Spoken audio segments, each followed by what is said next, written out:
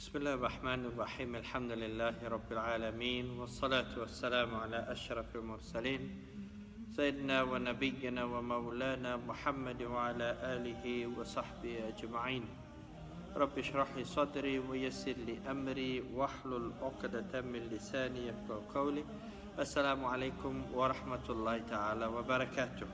أهلا وسهلا ومرحبا بكم. Welcome everybody back to our Ramadan Naseeha series.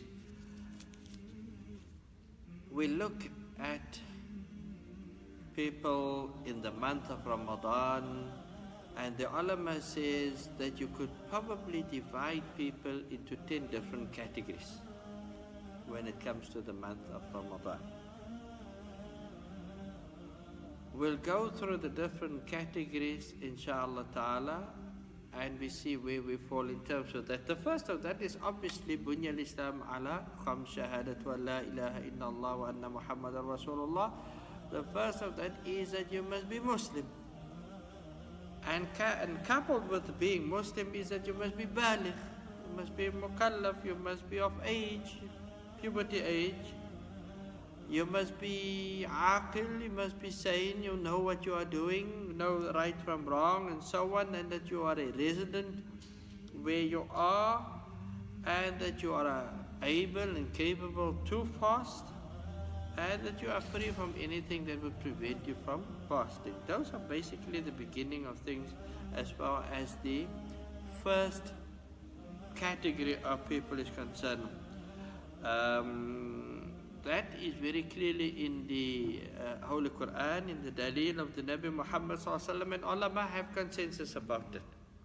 Allah subhanahu wa ta'ala says in the Holy Quran, and you should be aware of this ayah now, we're now reading it regularly, ayah in Surah Al-Baqarah, ayah number 185. Allah subhanahu wa ta'ala says, شهر رمضان الذي أنزل فيه القرآن هدى للناس وبينات من الهدى والفرقان فَمَنْ شَهِدَ مِنْكُمُ الشَّهْرَ فَلْيَصُمْ. Says Allah subhanahu wa ta'ala, it is the month of Ramadan that Allah ta'ala had chosen to send down the Holy Quran, هُدًى لِلنَّاسِ. It is clear guidance to mankind, and today you cannot complain. Wallahi, there's so many explanations to the Holy Quran over the internet and everywhere. It's absolutely is clear.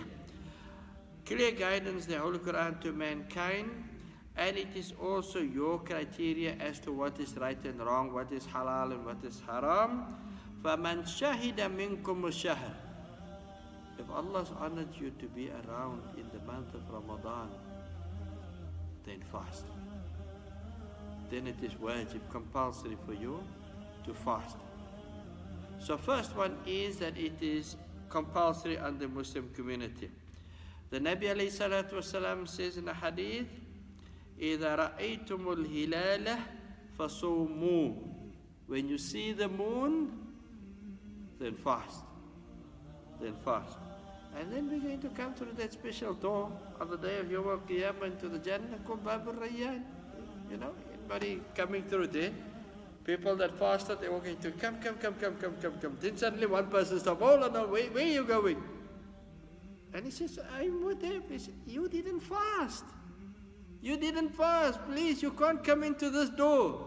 Special door here for the people that fasted. That is where you're going to go forward. And that is where your Nabi Muhammad sallallahu alayhi wasallam is calling you to. Is to Bab al-Rayyan. So therefore, it only stands to reason then that a person that is not Muslim, it is not compulsory on them to fast.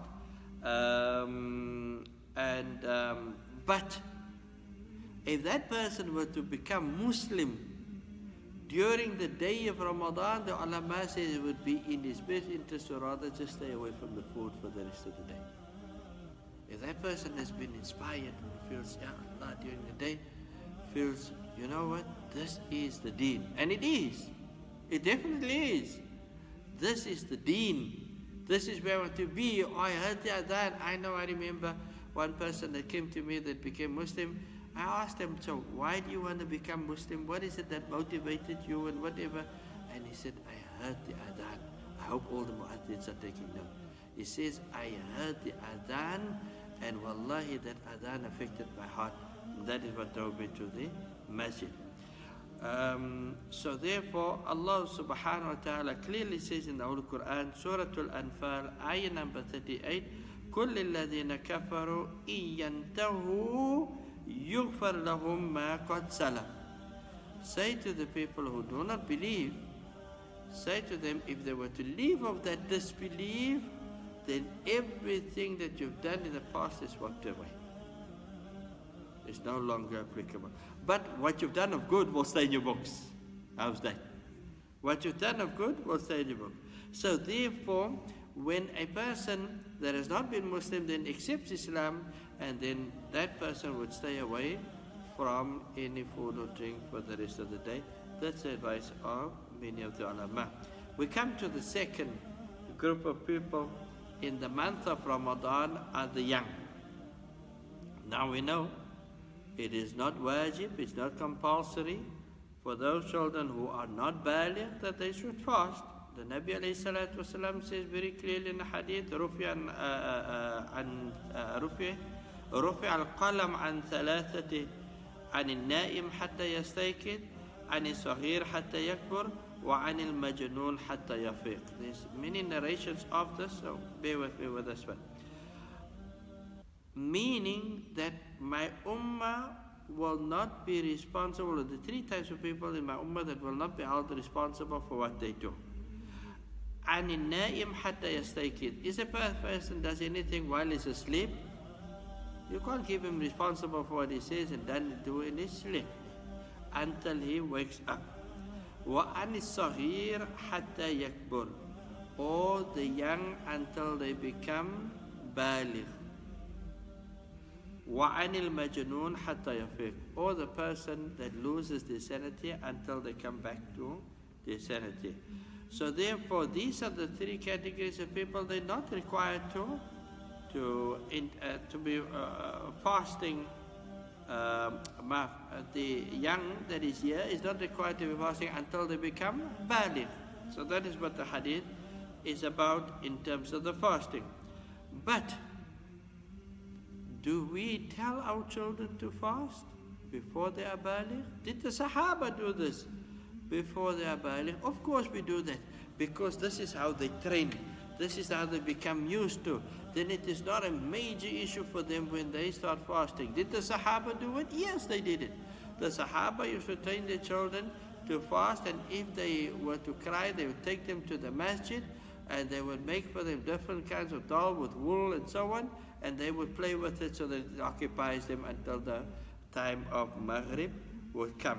So therefore, yes, we train our children, even if they are not mukallaf, we train them to fast and we encourage them. I remember, I can tell you, my father gave me 25 cents for the month, if you fasted the whole month.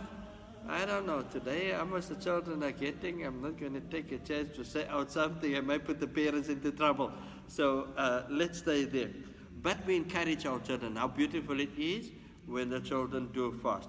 So therefore, the boy, when they becomes of age, and we know that that is more or less three signs. Either there's the sign of manni, sperm, which is by ihtilam, by dreaming, or there's going to be hair that is growing on the private parts, or he has attained 15 years of age. And we've seen Abdullah ibn Umar radiallahu anhu, he says, I went to the Nabi alayhi salatu wasalam, and I wanted to be included in the army on the day of the battle of Uhud, and the Nabi alayhi 14 years of age, and the Nabi alayhi says, no, you're not ready yet. When I came the next year, and it was the battle of Khandaq, the trenches, and he says, I was 15, and then the Nabi alayhi salatu wasalam accepted me. So 15 is another age. And then with the girls, we know it's all of the above, but it also includes the haid. Also includes the haid when it comes to the girls. If the haid is there before the 15 years of age, then Allah Ta'ala granted that she is mukallaf before that time, but that is where we will keep it in terms of the age, inshallah ta'ala. When we come back again, then we will speak again about the other categories. Wa akhiru da'wana alhamdulillahi rabbil alameen.